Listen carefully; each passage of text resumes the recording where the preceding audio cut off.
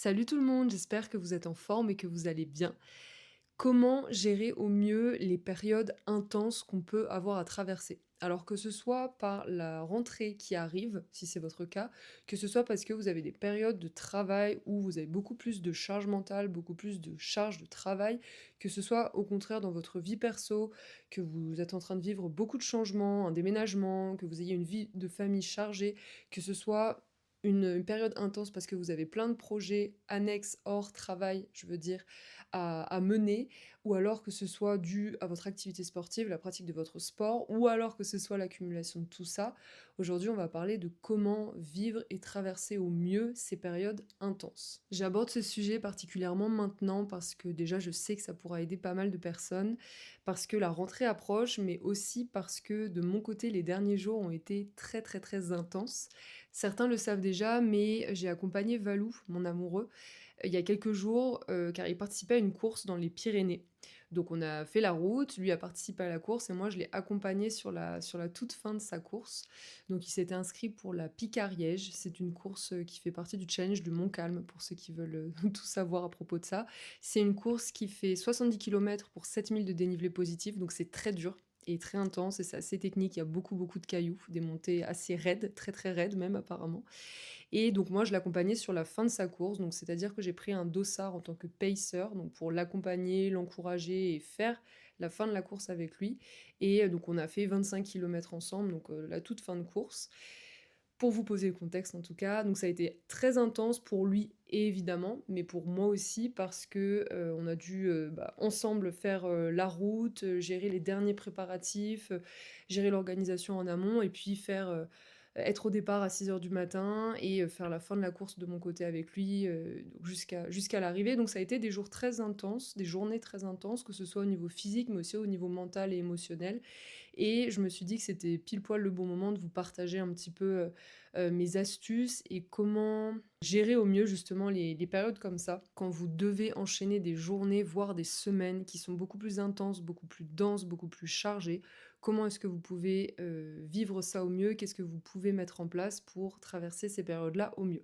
Donc je vous laisse avec l'intro du podcast et on en parle juste après. Moi, c'est Camille, je suis passionnée par l'humain et son fonctionnement. Je suis chiropracteur et je vis dans la vallée de Chamonix. L'idée que j'aimerais absolument réussir à vous transmettre à travers le podcast Apprends-toi, c'est que mieux tu te connais et plus tu te comprends, que ce soit dans ton corps comme dans tes pensées, plus tu parviendras à vivre d'une manière qui te correspond vraiment, plus tu arriveras à t'amuser et à te sentir bien, et plus tu réussiras à vivre pleinement. C'est donc dans ce but-là que je vous partage mes réflexions, les questions que je me pose ainsi que mes pensées autour des phases de vie que je traverse ou que j'ai traversées. Je vous souhaite une excellente écoute. Comment gérer au mieux, vivre au mieux et subir le moins possible les périodes intenses de nos vies? Donc c'est le sujet du jour et je voulais tout d'abord commencer par vous préciser que là, dans cet épisode, lorsque je vous parle de périodes intenses, je parle vraiment de périodes courtes, c'est-à-dire qui s'étalent sur plusieurs jours, voire plusieurs semaines, voire quelques mois, mais pas des périodes qui durent des années ou des années, parce que là, je ne qualifie même plus ça de période, on va dire. C'est exactement comme lorsque je vous avais fait l'épisode sur comment gérer au mieux son stress, son anxiété. Je vous parlais de cette idée de contraste entre des périodes qui sont relativement calmes, où tout se passe bien, tout est fluide, à d'autres périodes qui sont beaucoup plus mouvementées, chaotiques, stressantes, beaucoup plus chargées et intenses. Là, c'est exactement la même chose. Donc là, je vous parle de ces périodes-là qui vont être relativement courtes. Ici, quand je vous parle d'intensité et de période intense, je prends le mot intensité dans un sens qui est très très lié à la densité d'une période. C'est-à-dire une période où vous avez un petit peu moins de temps libre, un peu moins de temps où vous pouvez très facilement vous écouter, faire ce que vous avez envie. Des périodes qui sont beaucoup plus chargées, que ce soit vraiment dans le nombre de tâches que vous avez à remplir, que ce soit au niveau professionnel, au niveau personnel, au niveau du sport, quoi que ce soit, mais aussi au niveau de la charge mentale, de la densité de charge mentale, la densité de choses auxquelles vous avez à penser et sur lesquels vous devez être investi. Donc il y a aussi vraiment cette notion d'accumulation. Là, je vous donne des catégories de domaines de vie, on va dire, quand je parle du professionnel, du personnel, du sport. Enfin, c'est pour donner des exemples que ce soit plus concret pour vous. Mais en réalité, il y a absolument toujours cette notion d'accumulation qui est très importante à comprendre, car dans la vie, il y a jamais, tout qui est bien compartimenté. C'est pas il y a la case du travail, il y a la case de la vie personnelle, il y a la case du sport. Non, pas du tout. Il y a toujours tout qui s'entremêle et c'est vraiment important de le comprendre. Car même si parfois on a des périodes de vie dans lesquelles on a vraiment identifié la source de stress ou en tout cas la source d'intensité, par exemple le travail, si on sait qu'en septembre on a notre pic d'activité ou alors qu'on a quelque chose à préparer, un projet à finir, à terminer, à clôturer pour septembre et qu'on sait que juillet, août sont les mois les plus chargés de l'année, admettons, eh bien, on a assez bien identifié que, OK, je sais que sur juillet-août, le travail me prend plus de place dans ma tête, me prend plus de temps dans mes journées et me crée beaucoup plus de fatigue. Cependant, ce n'est pas pour ça qu'il n'y a pas tout le reste autour qui va aussi, s'ajouter à la balance, on va dire, et qui va créer encore plus d'intensité. C'est vraiment important que vous gardiez ça en tête parce que ça vous aidera à mieux gérer, mais surtout à mieux prioriser. Dans les périodes plus intenses et plus denses qu'on peut vivre, en réalité, ce qui se passe, c'est que ça peut créer une surcharge d'informations, ou en tout cas qu'il y ait une quantité d'informations à gérer par votre système nerveux, par votre cerveau et donc par vous au final, qui soit plus importante que d'habitude. Et donc c'est ça qui va créer cette impression de densité et d'intensité parce que dès que vous finissez une tâche, il y en a une autre à réaliser et ça s'enchaîne comme ça pendant un certain temps, plusieurs heures, plusieurs jours, voire plusieurs semaines. On a déjà parlé plusieurs fois du système nerveux, de la capacité d'adaptation et tout ce qui va autour de ça, mais il faut vraiment que vous compreniez que c'est une des clés pour mieux vous comprendre, c'est de comprendre cette idée d'accumulation, d'adaptation, et que tout ça, c'est votre système nerveux qui le gère. Votre système nerveux va gérer toutes les informations de ce qui se passe autour de vous et de ce qui se passe à l'intérieur de vous également. Donc, quand il y a une quantité raisonnable, on va simplement parler de quantité d'informations, c'est beaucoup plus complexe en réalité. Mais si votre système nerveux a une quantité d'informations raisonnable à gérer, ou en tout cas qu'il y a des moments où il y a plus d'informations à gérer, mais qu'ensuite il y a des moments où il y en a moins, ce sera complètement gérable pour votre système nerveux. Les périodes plus denses, ce sont les moments où vous allez avoir beaucoup plus d'informations à gérer et à traiter et à intégrer. Et donc c'est ça qui peut créer de la fatigue, qui peut créer du stress, parce que ça va vous demander encore plus d'adaptation, de capacité d'adaptation par votre corps, par votre système nerveux, pour pouvoir gérer toutes ces informations-là. Et donc on en revient à cette notion d'accumulation, parce qu'en réalité ce n'est pas parce que vous allez avoir un pic d'informations à gérer. Quand je dis information, c'est toutes les informations, c'est une discussion, c'est quand vous travaillez sur votre ordinateur sur un tableau Excel, c'est de réfléchir à comment vous allez organiser votre journée du lendemain. Tout ça, ça va être des informations. Donc, ce n'est pas parce que vous avez une heure dans votre journée où vous allez avoir plus d'informations à gérer que vous allez être complètement submergé et complètement sous l'eau. Ce qui va être important à comprendre, c'est cette notion d'accumulation. C'est si ces périodes d'une heure se suivent en fait toute la journée, qu'il y a une heure de 8h à 9h, après de 9h à 10h, de 10h à 11h, et qu'en fait ça vous fait toute la journée. Votre système nerveux, votre corps a besoin, et vous-même, hein, de toute façon vous le sentez très probablement, vous avez besoin à des moments de prendre du recul et d'être moins stimulé, d'être moins bombardé d'informations, quelles qu'elles soient. Donc je le répète, mais gardez vraiment en tête cette notion d'accumulation et comprenez cette notion et intégrez-la parce que c'est elle qui va vous aider à changer énormément de choses dans vos vies, notamment sur comment gérer ces périodes intenses. Et pour que votre système nerveux arrive à faire face à ces périodes intenses au mieux, c'est-à-dire que votre système nerveux arrive à traiter toutes les infos de ce qui se passe autour de vous, au niveau du travail, dans votre vie de perso, au niveau du sport, dans tous les domaines, il faut vraiment qu'il ait une grande capacité d'adaptation. Sauf que, autre chose qui est très importante à comprendre et à garder en tête pour vous, c'est que pour que votre système nerveux, pour que votre corps et pour que vous vous adaptiez au mieux et au maximum à tout ce qui est en train de se passer dans votre vie, il faut absolument que vos besoins fondamentaux soient respectés. Alors, quand je parle de besoins fondamentaux, je ne parle pas forcément de la pyramide de Maslow, qui parle des 5 familles de besoins fondamentaux dont l'homme a besoin, justement, dont l'homme nécessite, que sont les besoins physiologiques, les besoins de sécurité, les besoins d'appartenance, d'estime, ainsi que d'accomplissement. Ça va pas être exactement de cela dont je vais vous parler, mais ça le rejoint complètement, notamment avec cette idée de pyramide. Je m'explique. Si vous voulez réussir à gérer au mieux et à vivre au mieux les périodes denses de vos vies, où vous devez être à 300% parce que vous avez beaucoup de choses à gérer, il faut absolument que vos besoins de base soient respectés. C'est-à-dire, si on parle de besoins de base, de quoi est-ce que moi je parle en réalité? Je parle du sommeil, je parle de l'alimentation, je parle de l'hydratation, je parle du repos mental, etc. En fait, voyez de quoi est-ce que vous avez besoin exactement, que ce soit en termes de quantité et de qualité, mais de quoi est-ce que vous avez besoin pour vous sentir suffisamment en forme, suffisamment nourri et suffisamment reposé pour pouvoir faire face et traverser ces périodes intenses. Et là où je rejoins complètement cette idée de pyramide, c'est-à-dire que, en fait, à la base, vous regarderez si ça ne vous dit rien, mais dans la pyramide de Maslow, la base de la pyramide, donc l'endroit où ça va être le plus large, ça va être les besoins physiologiques, donc tout ce qui se passe au niveau de votre corps, comme je le disais, le sommeil, l'alimentation, l'hydratation, etc., qui vont être en réalité ce dont vous avez besoin pour continuer à vivre, pour survivre. Celle qui en parle super bien aussi et que j'adore, donc pareil, beaucoup d'entre vous en ont déjà entendu parler de près ou de loin, mais c'est Chloé Bloom qui fait beaucoup de contenu, qui fait des formations, qui fait des podcasts, qui fait plein de choses, mais elle en parle aussi avec le fait de, alors je sais plus exactement comment elle avait expliqué ça, mais de 10 points ou 10 étapes où en fait elle expliquait que pour passer à l'étape d'après, donc au niveau d'énergie d'après et un petit peu comme si on disait au projet suivant, il faut que l'étape d'avant soit respectée.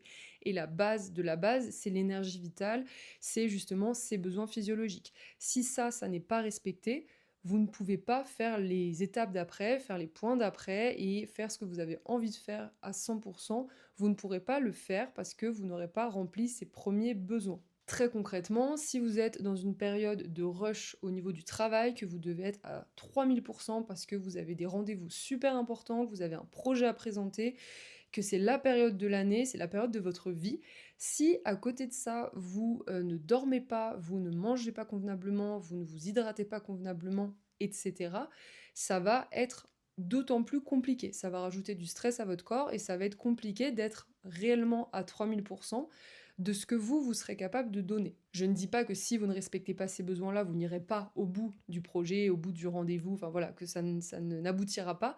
En revanche, la période d'après, vous allez beaucoup plus subir, vous allez beaucoup plus ramasser, parce que vous aurez tiré sur la corde sans respecter vos besoins fondamentaux. Et à un moment ou l'autre, sans vous faire peur, mais vous allez le payer. Ne serait-ce que par de la fatigue ou un gros coup de down émotionnellement, mais en tout cas, vous allez le sentir que vous avez trop tiré sur la corde, notamment parce que vous n'avez pas respecté vos besoins fondamentaux. Vous étiez tellement focalisé, concentré et à mettre toute votre énergie et votre temps, tant que possible, dans tel projet, que vous en avez peut-être oublié le reste. Donc encore une fois, je le dis très souvent dans les épisodes, mais revenez aux basiques.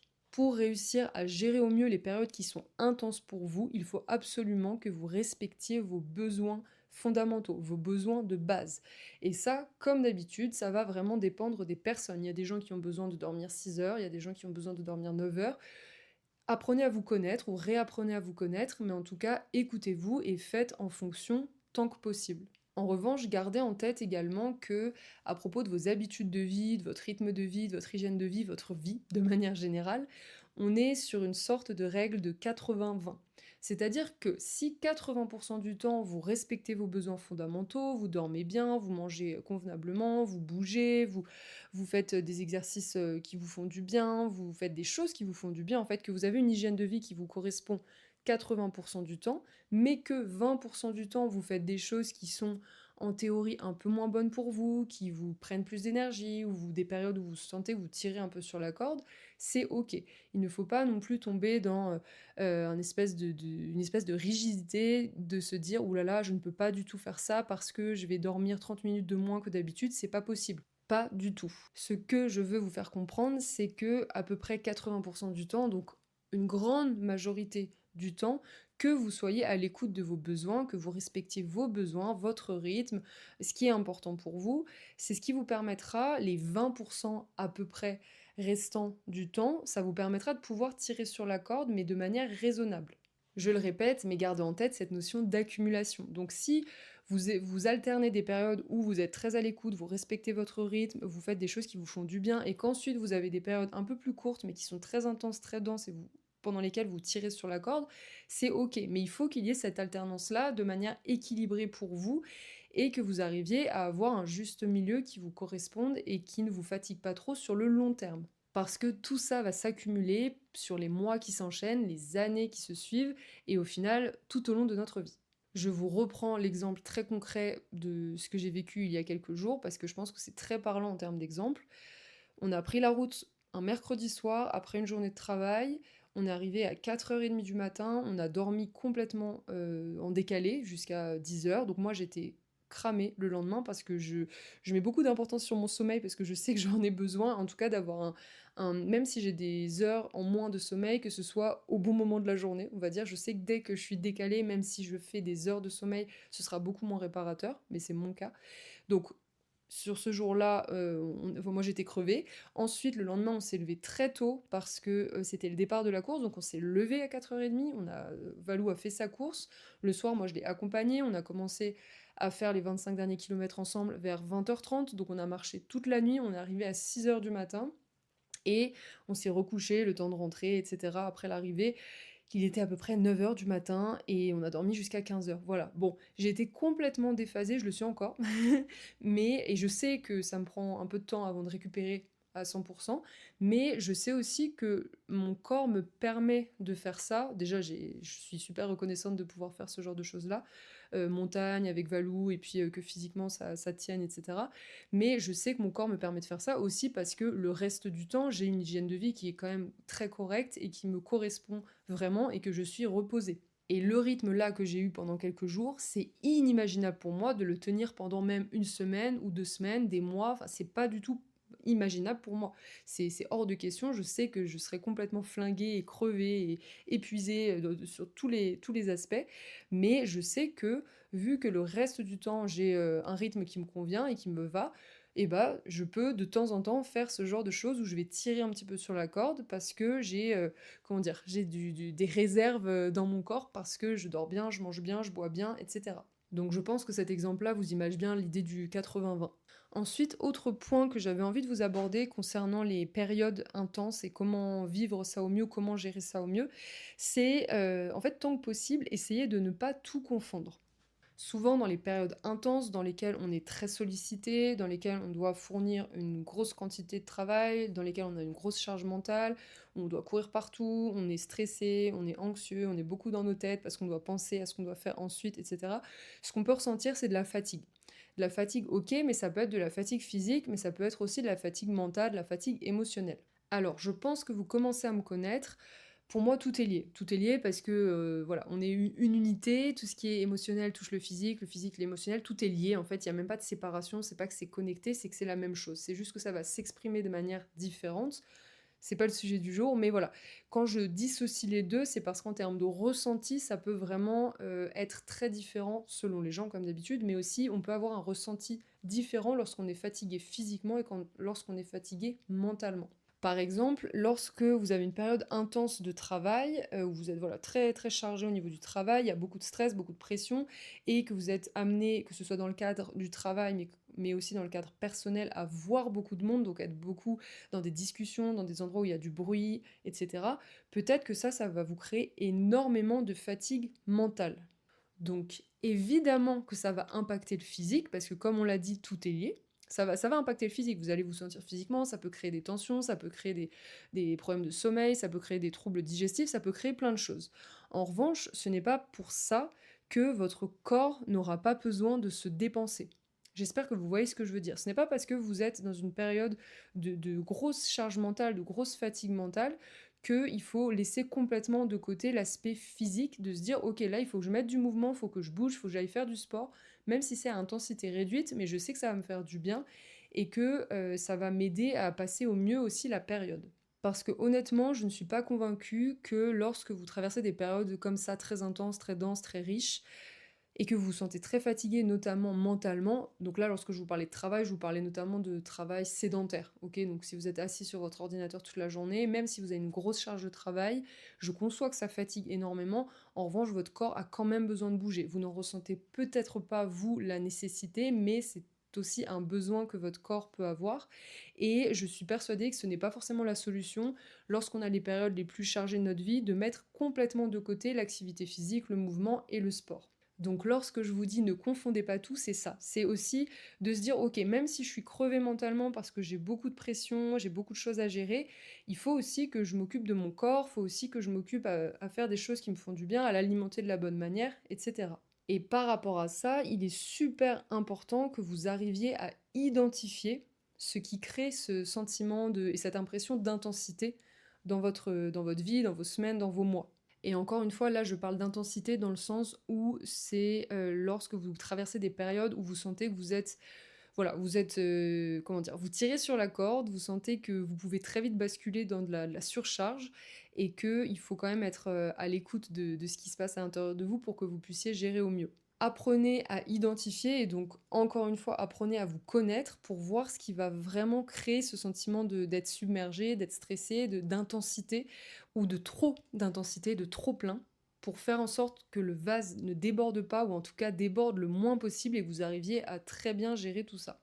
Pour vous redonner un exemple, moi typiquement parfois ce qui peut énormément me fatiguer, ça va pas forcément être le mouvement physique, le mouvement de mon corps, mais ça va être les interactions sociales. Donc je sais très bien qu'il y a certaines périodes, si j'ai beaucoup plus de choses à gérer, quel que soit le domaine, ce n'est pas forcément le meilleur moment pour moi de voir du monde à côté parce que je sais que ça va me rajouter énormément d'informations à gérer pour mon système nerveux et que je vais très très vite arriver en état de saturation à cause de ça et pas forcément à cause d'autre chose.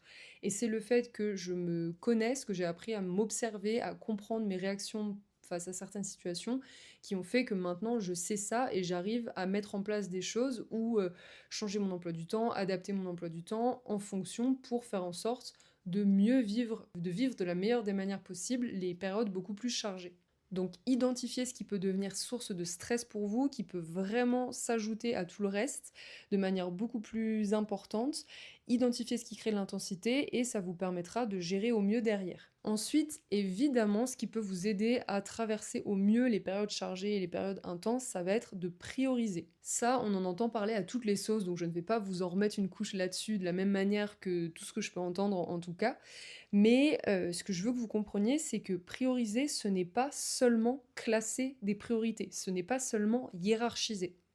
Prioriser, ça va aussi être accepter de mettre de côté certaines choses, en tout cas de mettre en attente certaines choses. Comme je le disais dans l'exemple juste avant, si moi j'ai une période chargée, je sais que ça ne va pas être le meilleur moment pour voir du monde le soir, voir des copains, inviter des gens à manger, aller boire un café, d'aller courir avec quelqu'un, ce n'est pas forcément le meilleur moment pour moi. Pourquoi? Parce que je sais que j'ai besoin de moments calmes où je ne suis pas trop stimulée et que je ne suis pas forcément en interaction sociale. Donc je sais que c'est une période dans laquelle je vais mettre en attente certaines personnes, s'il n'y a pas d'urgence évidemment, et ça va dépendre de qui évidemment, mais en tout cas, je vais, si possible, essayer de me dire, ok, je sais que ma période bien chargée se finit dans 10 jours, et bien je recommencerai à voir des gens à peu près dans 10 jours, parce que déjà, je serai beaucoup plus disponible pour la personne, 2, je passerai un meilleur moment, et 3, ça va me pas rajouter de la charge mentale, de la fatigue et du stress dans cette période qui est déjà bien intense et bien chargée. Prioriser, c'est aussi prendre les tâches une par une, prendre les moments, vivre les moments un par un. On en revient à cette notion de d'être dans l'instant, d'être vraiment pleinement présent ou présente. En fait, je suis en train de faire la cuisine, je fais la cuisine. Je ne suis pas forcément en train de penser à la chose d'après, à me dire oh j'ai oublié ci, j'ai oublié ça. Tant que possible, il y a plein de techniques, il y a plein de pratiques qui peuvent vous aider à mieux gérer votre flot de pensée ou en tout cas mieux vivre avec, mieux surfer sur ces vagues de pensée. Mais si je suis en train de faire la cuisine, je suis concentrée sur mes gestes, je suis dans le moment et je suis en train de réaliser la tâche du moment. Le fait d'être constamment projeté sur la tâche suivante ou les tâches suivantes, ça va créer énormément de stress et en fait ça va faire qu'au final vous êtes beaucoup moins présent évidemment, beaucoup moins efficace, beaucoup moins productif et que vous pouvez plus vite vous sentir débordé par l'accumulation de tâches à faire parce que la période vous pouvez la ressentir comme encore plus intense. Donc prenez les tâches une par une à remplir, faites-les et ensuite vous passez à la tâche suivante. Vraiment étape par étape, pas à pas, ce que vous voulez. Prioriser, ça va être aussi de s'organiser en amont. Car s'organiser en amont, au niveau de l'emploi du temps, au niveau des tâches à faire, ça vous permet d'être beaucoup plus réaliste sur ce que vous avez à faire.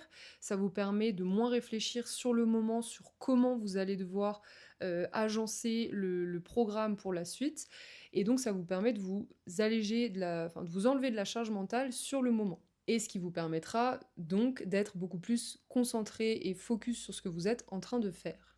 Et lorsque je vous conseille de vous organiser en amont, afin de mieux planifier, d'être allégé de plein de choses en termes de planning lorsque vous êtes dans la réalisation de certaines tâches, quand vous êtes dans une période où vous devez être productif, quand vous devez être dans la réalisation de certaines tâches. Je vous parle aussi de vous organiser de manière plus large par rapport à la période intense. C'est-à-dire que, de ce que je vois, une période intense, il y a aussi un avant et il y a un après. Et c'est aussi d'organiser l'avant, pendant, après qui va énormément vous aider. Encore une fois, c'est applicable dans tous les domaines, hein, au niveau pro, au niveau perso. Je pense que vous avez 1000 exemples dans vos vies qui peuvent illustrer tout ça. Mais le fait de réfléchir un tout petit peu en amont, parfois il suffit simplement de réfléchir à ça pendant 2 minutes, littéralement, et de se noter 3 choses pour pas les oublier. Parfois, ça prend un peu plus de temps selon la durée de la période, la quantité de choses que vous avez à faire, le projet, la nature du projet, etc. Mais ce avant, pendant, après, ça vous permet vraiment d'étaler la période intense et de vraiment traverser beaucoup plus facilement ces moments-là. Le avant, ça va vous permettre, les jours qui suivent ou les semaines qui suivent, de vous organiser et donc de déjà pré-remplir certaines tâches avant que la période chargée arrive. Parfois, on peut pas forcément prévoir précisément qu'il y a une période chargée qui arrive, mais bon, lorsqu'on le peut, ça peut être cool. Et ça peut aussi vous permettre de faire des stocks de points de vie, on va dire. Dans ce que je vous disais tout à l'heure, si vous savez que vous avez une période de 2 semaines où ça va être super dense, que vous allez peu dormir et que vous allez être très très très sollicité et que ça va être très stressant, essayez tant que possible avant d'avoir une hygiène de vie qui vous corresponde vraiment, qui vous permette d'arriver reposé, d'arriver frais, d'arriver à 100%. Donc de bien dormir, bien manger, bien boire, de bouger, faire ce qui vous fait du bien. Et ça vous permettra d'arriver en pleine possession de vos moyens pendant la période qui est chargée. Pendant la période chargée, évidemment, je pense que plus vous arrivez à organiser certaines choses, à compartimenter, plus ça vous aidera à perdre le moins de temps possible. Et même si je ne suis pas dans une optique de productivité à tout prix, quand on a des périodes ultra chargées et très intenses, c'est bien d'être un minimum organisé, d'être un minimum productif, parce que ça nous permet d'économiser de l'énergie et du temps. Et enfin, la période après ce fameux moment et ces semaines, ces mois qui sont beaucoup plus intenses, ça va vous permettre de mieux récupérer et de récupérer au plus vite. Et donc, vous pouvez aussi, dans votre emploi du temps, que ce soit un emploi du temps qui est mentalisé ou vraiment que vous le notiez à l'écrit, ça peut être si par exemple, comme moi, vous savez que que c'est très énergivore pour vous de voir du monde. Bah, peut-être de vous laisser quelques journées de répit avant de voir des gens ou alors d'essayer comment dire, de ne pas voir 40 personnes la même journée, d'étaler un petit peu plus, de vous donner des moments où vous avez du temps pour vous et que vous arriviez à mieux récupérer de la période qui vient de se terminer. Et ça peut être dans la même idée que le avant la période intense et la période chargée, ça peut être de vraiment mettre l'accent sur vos besoins fondamentaux, vos besoins de base, et donc de bien dormir, bien manger, etc. Et le fait de raisonner comme ça, avec ce avant, pendant, après, ça permet déjà de mieux voir venir la période chargée, quand on peut la prévoir, et ça permet de beaucoup plus étaler, beaucoup plus lisser l'intensité. C'est-à-dire que vous allez moins avoir ce pic énorme au milieu, le pic va être un peu plus bas, mais il va être un peu plus long. Je ne sais pas si vous voyez ce que je veux dire, mais c'est vraiment comme si vous preniez un graphique et au lieu que vous passiez de 1 à 4 milliards, en fait, vous allez lisser beaucoup plus la courbe et ça va être moins un pic énorme que vous allez prendre dans la tête. Et ça vous permet aussi quelque part de relativiser parce que vous avez déjà prévu la suite. Vous avez déjà prévu qu'il va y avoir un après cette phase super intense et vous savez qu'après vous allez pouvoir relâcher, vous savez que vous allez avoir des moments pour récupérer, des moments pour vous et je trouve que c'est beaucoup plus facile de se projeter aussi là-dedans en étant dans la période dans laquelle vous êtes, à vous dire, ok, bon là je sais que je suis dans le rush pendant ces 2-3 semaines, par contre je sais que dans 3 semaines, je me suis prévu des créneaux dans mon emploi du temps pour me reposer, pour lire mon livre, pour faire de la musique, pour aller me balader tranquillement. Je sais qu'il y a ces moments-là qui m'attendent, donc ça peut aussi être un bon soutien psychologique pendant la période qui peut être assez difficile à vivre parfois. Et ensuite, on en revient toujours au même, mais prioriser, c'est aussi se connaître et s'écouter. C'est tout ce qu'on vient de dire là, mais si vous voulez prioriser et vous organiser, il faut aussi que vous sachiez ce qui vous fait du bien et au contraire ce qui vous prend de l'énergie. C'est pas forcément ce qui va vous faire du mal, mais en tout cas, si vous savez que vous êtes dans une période où vous êtes obligé d'économiser votre énergie, eh bien, il faut que vous sachiez ce qui vous prend le plus d'énergie, ce qui vous en redonne aussi, et que vous arriviez à jongler avec tout ça dans votre emploi du temps tant que possible. Donc, encore une fois, vous pouvez écouter les conseils de tout le monde, dont les miens, mais surtout ensuite vous testez, essayez, écoutez-vous. Et vraiment, plus vous vous connaîtrez, plus vous serez performant dans votre vie, hein. Je parle pas de performance au niveau du travail ou quoi que ce soit, mais en fait, plus vous arriverez à gérer au mieux votre vie et mieux ce sera pour vous. Ensuite, ce que je voulais aussi aborder concernant ces périodes super intenses qu'on peut vivre et comment vous pouvez gérer au mieux tout ça et ce que vous pouvez mettre en place, c'est, je crois que ça, c'est Fabien Olicard qui en parlait. Alors, ça ne doit pas être le seul, mais il me semble que j'avais lu ça dans un de ses livres. Il parlait, alors c'était il y a longtemps, mais ça m'est resté, mais c'est probablement pas les mots exacts, mais c'est d'être honnête dans l'organisation de son emploi du temps, honnête et réaliste. Et dans mes souvenirs, il expliquait que très souvent, on avait tendance à se surestimer dans le nombre de tâches qu'on pouvait réaliser en une journée. C'est-à-dire que on avait tendance, dans l'autre sens, si on prend le problème dans l'autre sens, on avait tendance à sous-estimer le temps et l'énergie que chaque tâche allait nous prendre. Par exemple, si je me lève le matin, que je me mets devant un post-it et que je me dis, ok, là je vais faire ma to-do list de la journée et que je mets 10 tâches, en fait j'ai tendance à me dire, ok, la première tâche elle va me prendre 15 minutes, la deuxième aussi, la troisième aussi, la quatrième 1 heure, etc. Inconsciemment ou consciemment, on a tendance à un peu quantifier ça pour voir si on arrive à faire tenir ça dans la journée. Mais en fait, très souvent, on a tendance à sous-estimer le temps que ça va nous prendre parce qu'on a toujours des imprévus, parce qu'aussi on a besoin de pauses entre certaines tâches, parce qu'on est des humains, on n'est pas des machines, pas encore en tout cas. Et donc on a tendance à se surestimer, à se dire, ok, mais ces 10 tâches, c'est sûr que j'arrive à les faire entre 9 h et 17 h, alors que pas du tout. Et c'est vrai que j'avais ensuite mis en place, il parle de plusieurs techniques et plusieurs petites choses qu'on peut mettre en place très simples pour réussir à mieux gérer ça. Et en fait, j'avais remarqué qu'il avait totalement raison. Et j'ai réussi à prendre un peu plus de recul par rapport à ça. Et donc d'être beaucoup plus réaliste dans mon organisation. Et aussi d'être moins frustrée à la fin d'une journée ou à la fin d'une semaine quand je me dis, ah mais j'ai pas du tout eu le temps de faire les 10 tâches, les 30 tâches, les 100 tâches que je voulais faire sur cette période de temps-là. J'ai pas été efficace, j'ai pas été productive, comment je me suis débrouillée, j'étais persuadée que ça allait rentrer, etc. Plus du tout, parce que je suis beaucoup plus honnête par rapport à ce que je suis capable de faire et ce que mon cerveau est capable de faire en fait, et en comptant les moments de pause dont j'ai besoin. Et ça, si vous arrivez à l'appliquer lorsque vous traversez des périodes intenses, c'est vraiment bien parce que du coup, vous êtes plutôt dans l'autre sens. Vous allez avoir tendance à vous sous-estimer dans la réalisation de vos tâches, dans la prévision de réalisation de vos tâches, et ce qui fait que ça crée aussi moins de frustration, moins de stress, moins de culpabilité aussi, clairement. Et lorsque vous avez une période intense que vous pouvez planifier, donc si je reprends l'exemple que je donnais tout au début, si vous savez que en septembre vous avez votre pic d'activité et que du coup en juillet et août vous avez énormément de travail pour arriver à septembre, eh bien le fait d'être réaliste et honnête dans l'organisation de votre emploi du temps, ça vous permettra encore une fois d'étaler peut-être un peu plus cette période-là, mais de moins subir sur le coup, parce que vous vous rendez plus compte, vous avez plus conscience de la charge de travail, de la quantité de travail, mais aussi de la charge mentale que ça va vous coûter. Autre conseil que j'ai envie de vous donner concernant ces périodes intenses, qui peut être applicable, comme tous les autres conseils en réalité, mais qui peut être applicable dans tous vos moments de vie, mais notamment dans vos périodes intenses, mais c'est vraiment créer et ayez des moments pour vous. Et j'insiste sur le créer, c'est-à-dire que le temps, les moments, ça se crée. Il faut penser au fait de se dire, ok, là, il me faudrait 1 heure quand je rentre pour me poser, être au calme avant de pouvoir faire autre chose, avant de rouvrir l'ordinateur, avant de sortir voir des copains, avant de ceci, cela. Essayez de penser à créer ces moments-là. Ils vont pas forcément vous tomber dans les mains, surtout dans les périodes chargées, mais créez-les.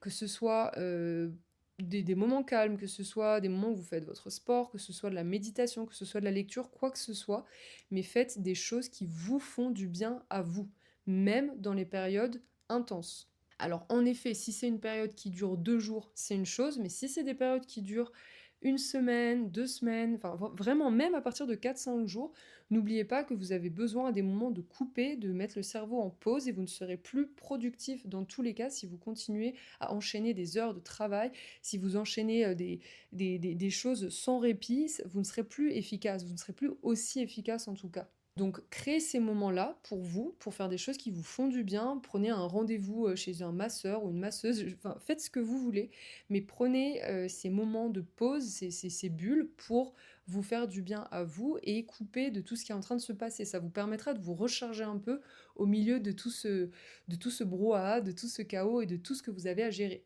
Et on en revient encore une fois aux besoins fondamentaux, que vous ayez ces moments pour vous, donc au-delà de manger, dormir, etc. Mais ça peut être des moments, par exemple, moi je sais que si je ne sors pas, si je ne marche pas, je pète un câble. On va parler français. Je pète un câble. Ça a toujours été comme ça, donc je sais que j'ai besoin d'aller me dépenser, même si c'est de marcher, hein. Marcher c'est très bien.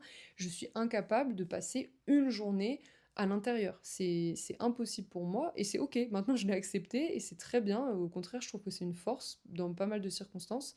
Mais ça m'oblige à sortir, ça m'oblige à prendre un moment pour moi, même les périodes où je dois absolument avancer sur certains projets. Donc, je le répète, mais ayez des moments pour vous, créez ces moments pour vous. Et enfin, dernière chose, dernier conseil, dernière astuce, on va dire, mais c'est plutôt dans l'état d'esprit. Mais essayez d'accepter cette fluctuation de rythme, cette fluctuation de ressenti et cette fluctuation d'état. On en revient un peu sur le avant, pendant, après aussi, enfin ça rejoint un petit peu ça, mais enfin, quand je vous disais que le fait de planifier le après et d'organiser un petit peu le après et de penser au après, ça vous aide à aller au bout de cette période intense, c'est dans le sens où, comme on le disait tout au début, si vous avez des périodes intenses, donc particulièrement intenses, logiquement, c'est que vous avez des périodes beaucoup plus tranquilles, beaucoup plus gérables, beaucoup plus calmes, beaucoup plus apaisées. Et parfois, c'est ça qui peut être dur aussi, c'est cette fluctuation, c'est de passer de moments très calmes, vous êtes peu sollicité, il y a quasiment aucun stress, vous êtes à votre rythme, toutes mesures gardées, mais je pense que vous voyez ce que je veux dire, et de passer de ces périodes-là à des périodes au contraire ultra intenses, où vous êtes beaucoup trop sollicité, qu'il y a trop d'informations, qu'il y a trop de choses à gérer, à traiter, à intégrer. Et c'est cette fluctuation qui parfois peut être compliquée. Mais c'est là où le corps humain est super bien fait et que votre système nerveux entre en jeu en permanence et va vous aider à vous adapter. Mais ce que je voulais vous dire par rapport à ça, c'est ne vous créez pas, vous, de la culpabilité ou de la frustration, de l'énervement, parce que vous avez l'impression d'être plus fatigué à certains moments ou d'être moins efficace, moins productif, moins concentré, ou en tout cas que c'est plus dur pour vous de vous concentrer, que voilà, vous êtes un peu plus lent à réagir, bah, c'est normal. Il y a des moments où ça va être un peu plus dur pour votre corps parce que vous êtes en surchauffe et c'est complètement normal. Donc acceptez cette fluctuation, ces modifications de ressenti vous dans votre corps, d'état de forme, d'état de fatigue, c'est complètement normal. Mais si vous respectez la grande majeure partie du temps votre rythme, que vous êtes à l'écoute de vos besoins, de vraiment ce qui vous fait du bien et de ce dont vous avez besoin pour être bien, pour être en forme et pour être souriant et pour être efficace, eh bien ça ira très bien même dans les périodes plus intenses et plus denses.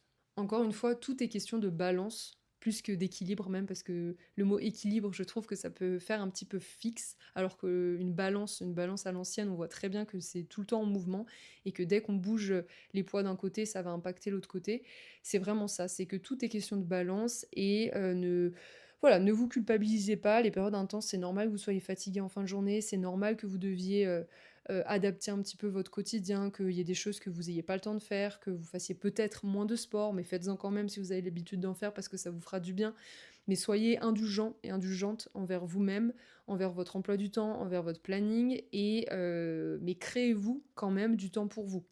J'espère en tout cas que ça vous aura aidé et j'espère surtout que vous réussirez à tirer des outils super concrets enfin, dans tout ce que je viens de vous dire pour faire face au mieux aux périodes intenses et justement moins les subir, moins avoir d'impact négatif ensuite parce que vous arriverez à en mettre en place toutes les choses dont je viens de vous parler. J'espère vraiment voilà, que ça vous aidera, que ça pourra vous soutenir dans certaines périodes et que ça aura été clair aussi. La semaine prochaine, je vous ferai un épisode sur comment profiter des bénéfices de ces vacances, même après la fin des vacances, comment essayer d'étirer ça le plus longtemps possible, que ce soit en septembre ou n'importe quand.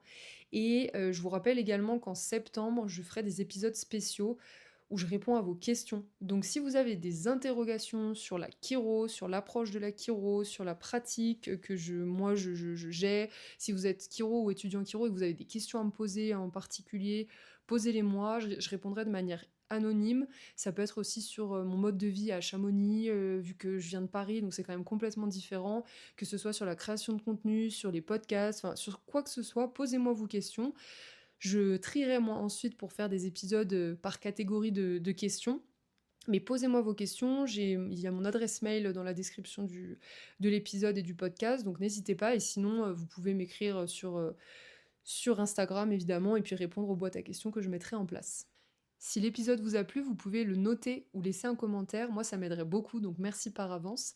Et vous pouvez aussi partager l'épisode à des proches qui pourraient en avoir besoin, donc si vous avez des personnes en tête, n'hésitez pas à leur parler du podcast ou simplement à leur envoyer, leur transférer l'épisode. Si ça peut les aider, c'est génial. Nous on se retrouve la semaine prochaine, mercredi prochain, pour un nouvel épisode. D'ici là, prenez bien soin de vous et à très vite.